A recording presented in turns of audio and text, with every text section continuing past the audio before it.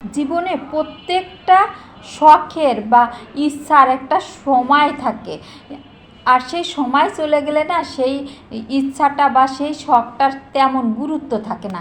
তাই যখন যা ইচ্ছা করে তখন তাই করা উচিত। আমার এখন দেখেন পরোটা খেতে ইচ্ছে করতেছে, একটা পাত্র নিয়েছি, তার ভিতর আমি আমার পরিমাণ মতো ময়দা নিয়ে নিলাম, একটু লবণ নিয়ে নিলাম, একটু চিনি নিয়ে নিলাম, তারপরে পরিমাণ মতো তেল দিয়ে দিলাম, খুব বেশি তেল না, ময়দার পরিমাণ মতো তেল দিয়ে একটু নাড়াচাড়া করে নেব।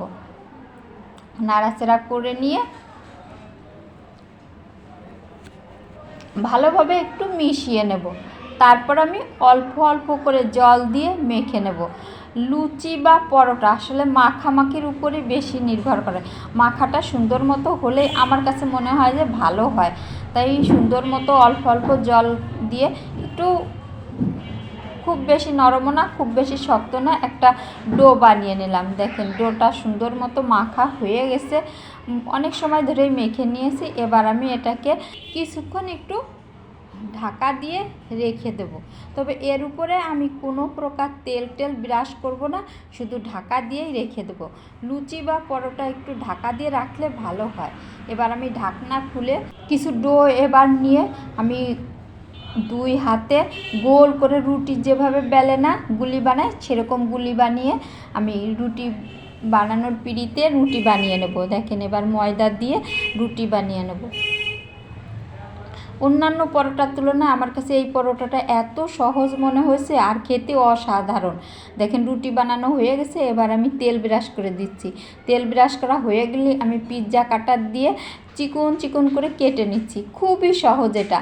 তারপরে কেটে নেওয়া হয়ে গেলে আমি সবগুলো এক জায়গায় লম্বা করে একটু টেনে নেব। দেখেন আমার কাটাটা হয়ে গেছে।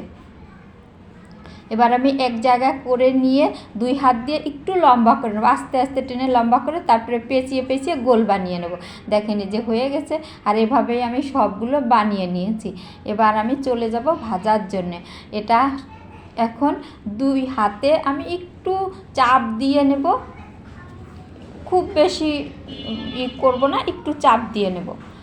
আর এভাবেই সাইজটা এরকমই থাকবে, এরকম দিয়ে দেখেন একটু হাতের উপর চাপ দিলেই নরম, তো একটু চাপ দিলেই হয়ে যাচ্ছে, তবে খুব বেশি চাপাচাপি করব না। দেখেন আমি কড়াইতে দিয়ে দিয়েছি ভাজার জন্য, আর এপিট উপিট উল্টিয়ে একটু হয়ে গেলে আমি একটু তেল দিয়ে দিয়েছি।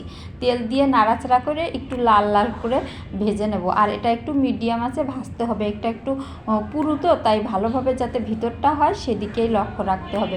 খুব বেশি জাল দিয়ে সাথে সাথেই একেবারে রং চলে আসলে সেরকম, দেখেন কত সুন্দর হয়ে গেছে।